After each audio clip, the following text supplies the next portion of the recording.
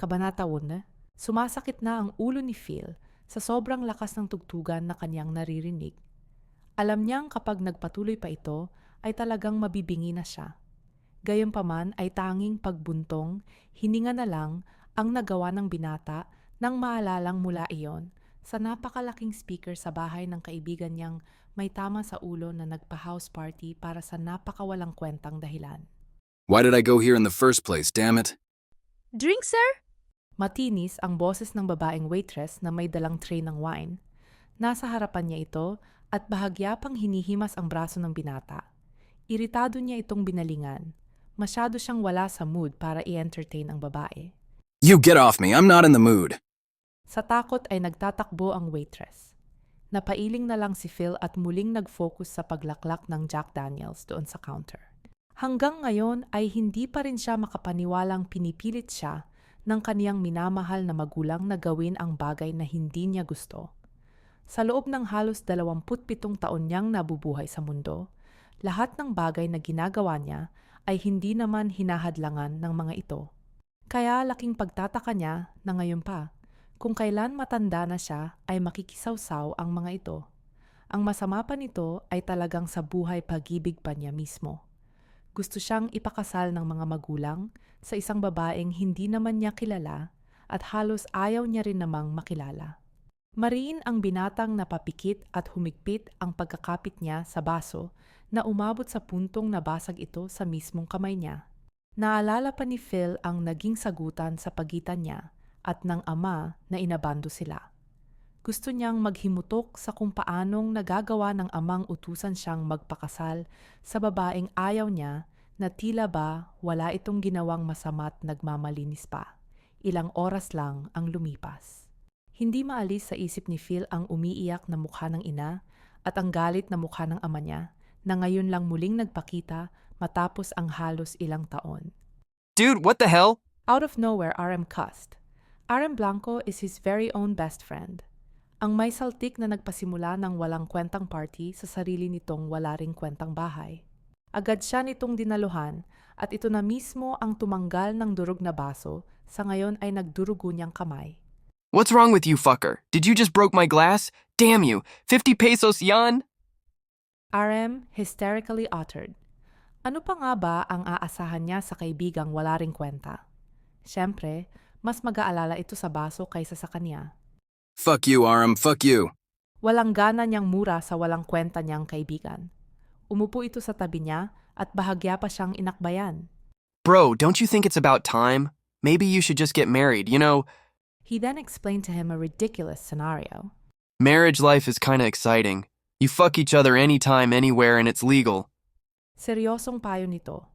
Matapos iyon ay tumatawa na si Arem. Bakit ba umasa pa siyang makaririnig ng word of wisdom sa matalik na kaibigan? If in the first place, nang sabihin niya ang problema dito, ay nagpa-party na agad ito with a theme. Goodbye, bachelor life, Phil. Pussies will miss you. Like what the fuck, right? You know what? Why in the hell did you become my best friend, huh? Well, you see, I'm handsome. Tinuro nito ang sarili. You're handsome. Ngayon ay siya naman ang tinuro nito. We are handsome.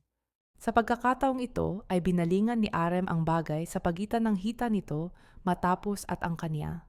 I have a big dick while you have it too. Damn, we're best friend. Saglit na napaawang ang labi ni Phil sa narinig at nang hindi na nakapagpigil ay sinuntok na niya ang sira sa mukha. Fuck! Hindi iyon inasahan ni Arem kaya naman masama ang tingin niya sa binata habang pinupunasan ang nagdurugong labi. You can't be helped. Muli niyang ibinaling ang tingin sa alak. Naiirita lamang siya sa pagmumukha ng kaibigan. Damn! You know what, Aram, just go and play with your slut down there. Iritadong saad niya. Bakas ang pagod at hagod ng kalasingan habang nakaturo ang hintuturo sa ibaba kung nasaan ang dance floor. Dude, you're so grumpy. Bahagya pa nitong tinapik ang braso niya. Here, I'll give this to you. Treasure it, limited business card yan. Just call them if you get bored, they can help you. Napaingos na lang si Phil nang magbalak pa ang loko na halikan ang pisngi niya. Shit. Pero ang gago niyang kaibigan ay tinawanan lang siya.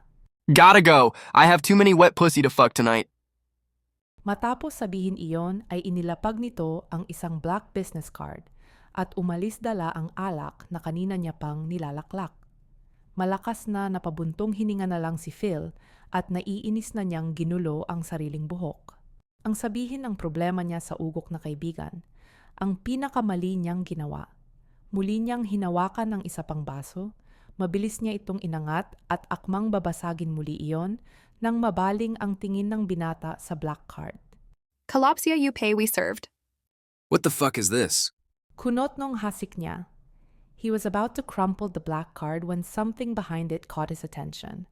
Service by Ms. Celine Hapuch. Lalong kumunot ang noo niya dahil doon.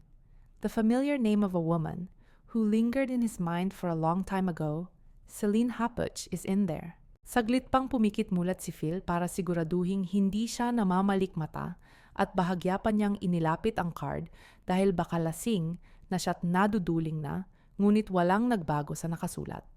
Ganun pa rin iyon. What the fuck is this? Sinubukan pa ng binata na pantigin ang pangalan at tingnan ang spelling ng nakasulat doon, subalit pareho lamang iyon sa babaeng kilala niya. Is she's this? How come? Hindi pa siya lasing para hindi maisip na ang business card na ito ay para sa mga bayarang babae. Kailan ba naman siya binigyan ni RM ng matinong business card? If in the first place, his friend business wasn't even for sane people too. So now why the hell her name is in here? Why the hell the famous First Lieutenant Celine Hapuch name is in there? Ilang taon na rin niyang palihim na sinusubaybayan ang buhay ng dalaga. They are good friends, way back before. Nangiwi si Phil sa salitang naisip. Are you having Alzheimer at this age, Phil? Good friends, really? Sa huli ay napabuntong hininga na lamang siya. Bukod sa pagiging sikat nito, ay kalat talaga sa balita ang pangalan ng dalaga, nowadays. Her face was even buried in his mind. Right at that moment, a small smirk was plastered in Phil's face as the red curtain of the window near him slightly opened, the reason why the moonlight touched his bare skin. Doon inayos muli ng binata ang nag-usot na business card at saglit na pinitik-pitik. Celine Happage. He whispered.